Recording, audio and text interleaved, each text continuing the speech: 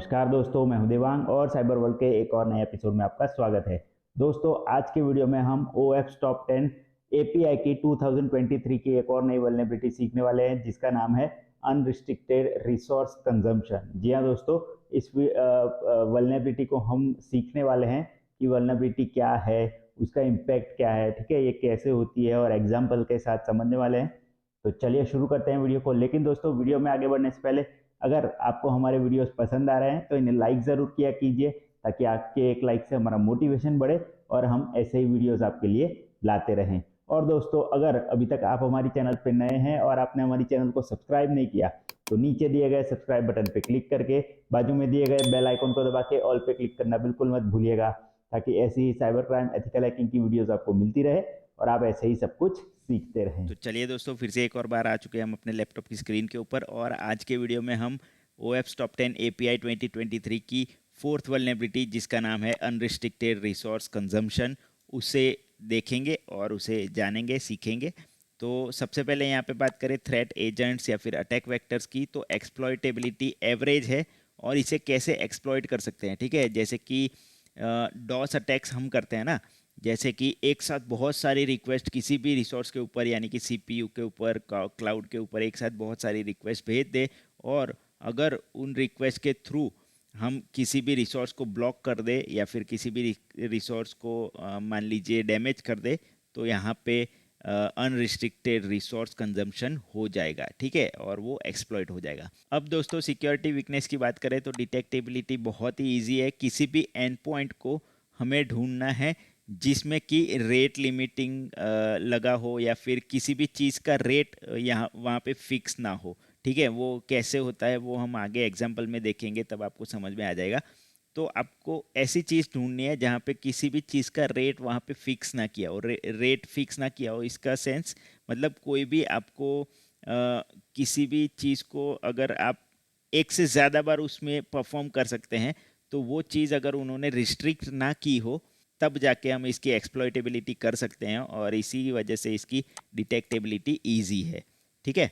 और अब इम्पैक्ट की बात करें तो है बिजनेस स्पेसिफिक इम्पैक्ट, और बिजनेस स्पेसिफिक इम्पैक्ट में क्या होगा, तो जो रिसोर्सेज हैं वो अवेलेबल होना बंद हो जाएंगे किसी भी यूज़र को। उसके बाद जो डॉस जैसे अटैक्स हैं वो हो जाएंगे, तो ऑब्वियस सी बात है कि जो रिसोर्सेज हैं वो अवेलेबल नहीं होंगे एंड यूज़र को, और CPU डैमेज या फिर क्लाउड स्टोरेज की कमी होना, ये सारी चीज़ें यहाँ पे इम्पैक्ट हो सकती है, ठीक है।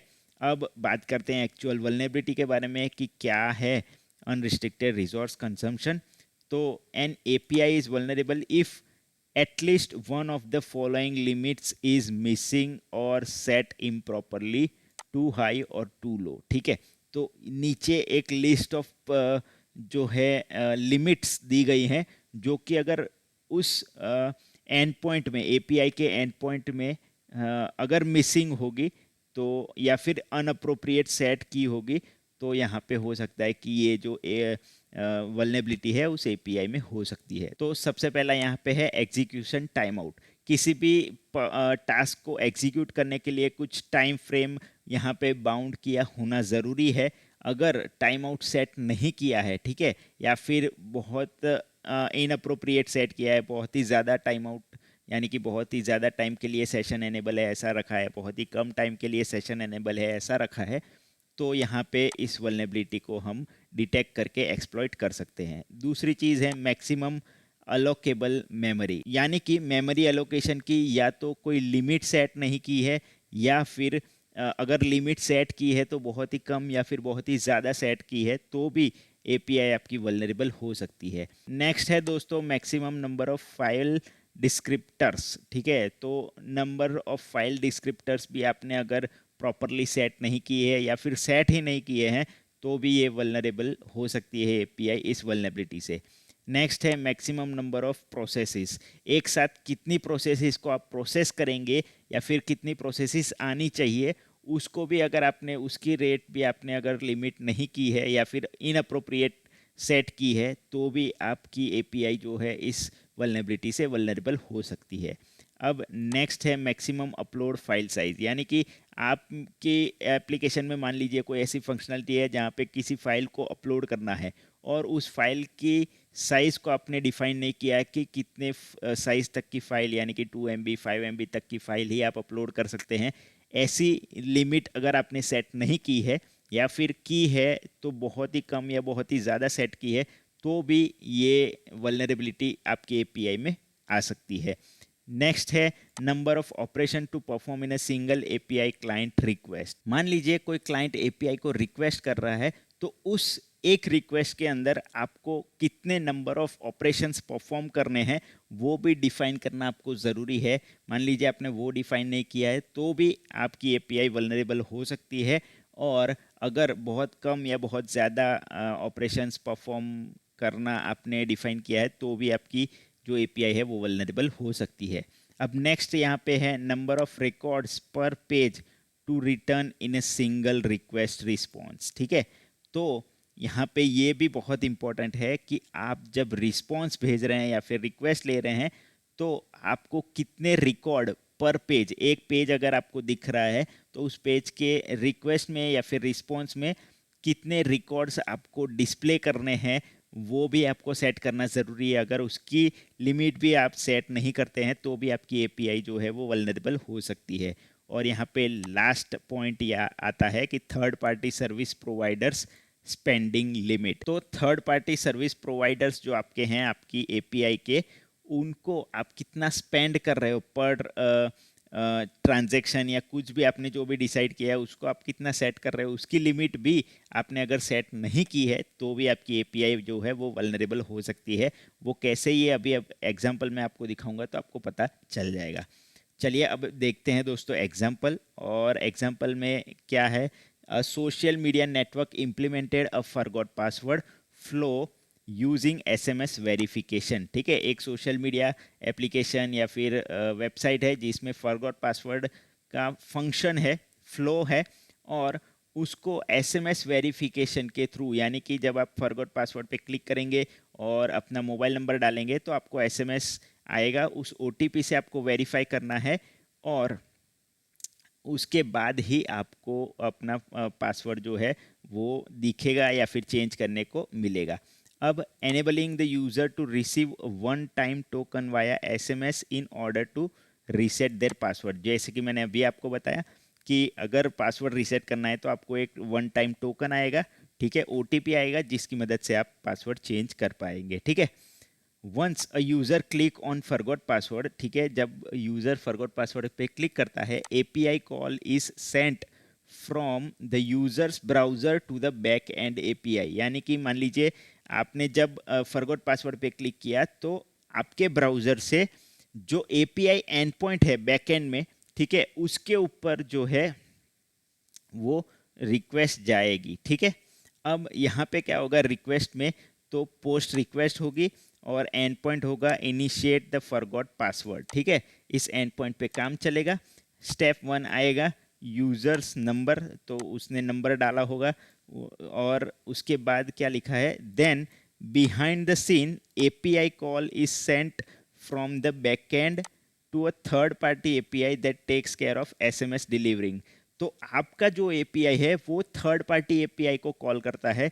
क्यों? क्योंकि थर्ड पार्टी एपीआई जो है वो एसएमएस सेंड करने का काम उसके हाथ में है, तो थर्ड पार्टी एपीआई आपसे कुछ चार्ज भी कर रहा होगा। ठीक है, तो यहाँ पे देखिए अगर अब रिक्वेस्ट क्या बनेगी, तो पोस्ट एसएमएस आ गया, ठीक है, सेंड रीसेट पासवर्ड कोड, और होस्ट कौन है, vilio.net, यानी कि vilio.net जो है वो एसएमएस सेंड करने का काम कर रहा है। आपकी एपीआई उस vilio.net की एपीआई को यूज कर रही है। ठीक है, और अब यहाँ पे फोन नंबर आ गया, तो अब क्या हो रहा है देखिए, थर्ड पार्टी प्रोवाइडर यानी कि विलियो जो है वो आपसे क्या चार्ज कर रहा है, $0.05 पर दिस टाइप ऑफ कॉल, यानी कि ऐसे एसएमएस भेजने का विलियो आपसे $0.05 चार्ज कर रहा है। अब मान लीजिए कि ये सारा बैकएंड में इजीली हो रहा है। अब मान लीजिए क्या होता है, an attacker writes a script that sends a first API call tens of thousands of time, यानी कि ये जो एपीआई कॉल है password, initiate forgot password step, ये जो एपीआई कॉल है वो आपके थ्रू उस थर्ड पार्टी को हजारों बार भेज देता है। तो क्या होगा, आपको ये जो Vilio.net है वो जो है थाउजेंड्स ऑफ एसएमएस भेजना चालू कर देगा। ठीक है, तो आपको क्या लगेगा, 0.5 के हिसाब से 1000 ऑफ एसएमएस के चार्जेस लगना शुरू हो जाएंगे Vilio.net से। ठीक है, और यहाँ पे ये देखिए लिखा है, the back end follows the request Vilio to send tens of thousands of text SMS messages, leading the company to loss of thousands of dollar in a matter of minutes। यानी कि मैंने आपको जैसे समझाया कि आपकी एपीआई कॉल के through अगर कोई स्क्रिप्ट लिख देता है कि 1000 ऑफ एसएमएस जाने चाहिए, तो जो एसएमएस भेजने वाली कंपनी है यानी कि Vilio.net है, जिसकी एपीआई को आप यूज़ कर रहे हो, उसकी एपीआई एसएमएस भेजने के आपसे चार्ज करेगी। और मान लीजिए एक साथ 1000 ऑफ डॉलर, और मान लीजिए एक साथ 1000 ऑफ एसएमएस चले जाते हैं, ठीक है, तो $0.05 के हिसाब से आपको बहुत सारा नुकसान हो सकता है। तो ये एक अटैक सिनेरियो है इस वल्नरेबिलिटी का। ठीक है, इस तरीके से जो यूज़र है या फिर अटैकर है वो इस वल्नरेबिलिटी को आपको एक्सप्लॉइट कर सकता है आपकी एपीआई में, जो अगर ये वल्नरेबिलिटी होगी तो हमने ये यहाँ पे बात की third party service providers spending limit की। ठीक है, ऐसे इसके भी हम एग्जांपल्स ले सकते हैं, टाइम आउट के, अलोकेटेबल मेमोरी के, ठीक है, फाइल डिस्क्रिप्टर के, नंबर प्रोसेसेस के, अपलोड फाइल साइज के, ये सारी चीज़ें भी हम एग्जाम्पल के थ्रू देख सकते हैं। तो चलिए दोस्तों, अब बात करते हैं इसको हम प्रिवेंट कैसे करेंगे इस वल्नरेबिलिटी को। तो लास्ट में आ जाते हैं how to prevent this vulnerability. ठीक है, तो प्रिवेंट में सबसे पहला पॉइंट है, use a solution that makes it easy to limit the memory, CPU, number of restarts, file descriptors and process such as containers and serverless code, lambdas. ठीक है, तो आपको ऐसे सॉल्यूशन यूज़ करने चाहिए जो कि मेमोरी में, सीपीयू में और फाइल डिस्क्रिप्टर में प्रोसेसेस कितने हैं उसको लिमिट करने में आपकी हेल्प कर सके, जैसे कि कंटेनर्स और सर्वरलेस कोड्स। ठीक है, ऐसे कंटेनर्स या फिर सर्वरलेस कोड्स का यूज़ करना चाहिए जो कि आपको लिमिट करने में किसी भी चीज़ को हेल्प कर सके। दूसरा है, define and enforce maximum size of data on all the incoming parameters and payloads such as maximum length for string, maximum number of elements in array and maximum upload file size. ठीक है, तो आपको हर एक चीज़ के लिए maximum size set करनी होगी, जैसे कि कितनी स्ट्रिंग, कितनी लेंथ की स्ट्रिंग आपको अलाउ करनी है, उसके बाद कितने एरे के एलिमेंट आपको अलाउ करने हैं, कितने साइज़ की फाइल आपको अलाउ करनी है, ये सारी चीज़ें आपको मैक्सिमम साइज उसकी डिफाइन करके एनफोर्स करके रखनी चाहिए। अब तीसरा पॉइंट है दोस्तों, implement a limit on how often a client can interact with the API with in the defined time frame. यानी कि सबसे पहली चीज़ जो यहाँ पे हमने बात की, एग्जीक्यूशन टाइम आउट। तो कोई भी यूज़र, आपको यहाँ पे अगर मैं दिखाऊं, ये देखिए, implement a limit on how often a client can interact with the API with in a defined time frame. यानी कि कोई भी यूज़र आपकी एपीआई को एक टाइम फ्रेम में कितनी बार एक्सेस कर सकता है, उसकी भी आपको लिमिट देनी चाहिए। ठीक है, तो ये, या फिर एक्सेस, या फिर कह सकते हैं कि इंटरेक्ट, तो ये चीज़ भी आपको लिमिट करना ज़रूरी होता है। ठीक है, या फिर ऐसा भी कर सकते हैं कि कोई यूज़र आपकी एपीआई के थ्रू इंटरेक्ट कर रहा है और इतने, मान लीजिए 2 सेकेंड, मान लीजिए 2 मिनट या 5 मिनट के लिए आपकी आपका जो यूज़र है वो आपकी एपीआई के साथ इंटरेक्शन नहीं कर रहा है, तो आपका कनेक्शन ड्रॉप आउट होना चाहिए, ये भी आप सेट कर सकते हैं। ठीक है, अब नेक्स्ट पॉइंट है, limit throttle how many times और how often a single API client और user can execute single operation.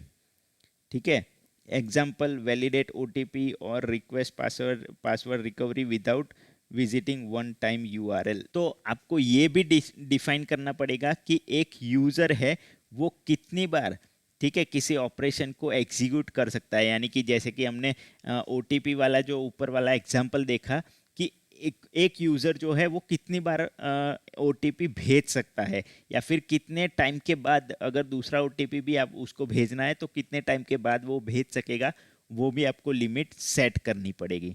ठीक है, उसके बाद का पॉइंट है add proper server side validation for query string and request body parameters, specifically the one that controls the number of records to be return in the response. ठीक है, तो आपको एक सर्वर साइड वैलिडेशन रखना पड़ेगा जो कि आपके रिस्पॉन्स कैसे जा रहे हैं, ठीक है, क्या क्या चीज़ें उस रिस्पॉन्स में जा रही है, क्या कौन कौन से रिकॉर्ड्स जा रहे हैं, वो सारी चीज़ें वैलिडेट करने के लिए आपको सर्वर साइड वैलिडेशन भी लगाना पड़ेगा।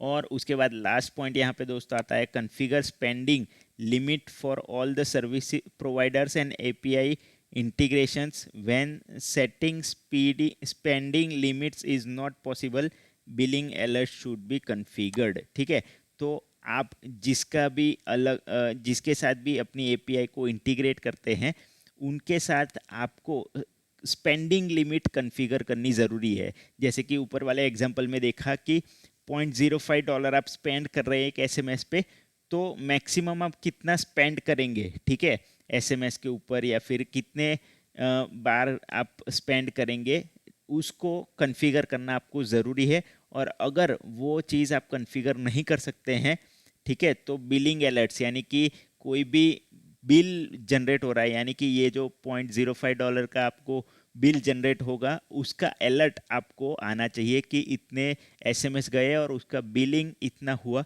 तो अलर्ट्स आपने आने से आपको पता चल जाएगा कि हमारा इतना खर्च जा रहा है इस चीज़ के ऊपर।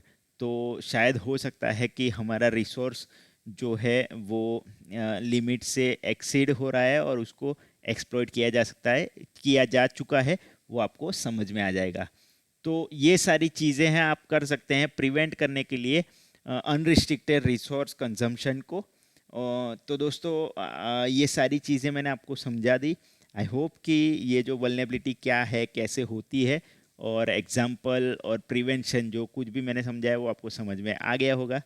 तो दोस्तों इसी के साथ मिलते हैं नेक्स्ट वीडियो में, तब तक के लिए टेक केयर। तो दोस्तों इसी के साथ आज के वीडियो के लिए इतना ही रखते हैं। आई होप कि ये जो वल्नरेबिलिटी मैंने आपको समझाई वो आपको समझ में आ गई होगी, एग्जाम्पल भी आपको समझ में आ गया होगा। तो दोस्तों अगर आपको हमारा ये वीडियो पसंद आया है तो इसे लाइक और शेयर ज़रूर कर दीजिएगा, ताकि ज़्यादा से ज़्यादा लोगों तक हमारा ये वीडियो पहुँचे और वो लोग भी इस वीडियो को देख के इस वल्नरेबिलिटी के बारे में सीख सके, समझ सके। और दोस्तों अगर आपको हमारे इस वीडियो से रिलेटेड या फिर हमारी चैनल से रिलेटेड कोई भी सवाल, कमेंट या फिर कोई भी सजेशन है आपके, तो आप हमें नीचे कमेंट सेक्शन में कमेंट करके ज़रूर बता सकते हैं। इसी के साथ दोस्तों मिलता हूं मैं आपसे अगले वीडियो में ऐसे ही एक और नए टॉपिक के साथ। तब तक के लिए goodbye, take care and as always be aware, connect with care.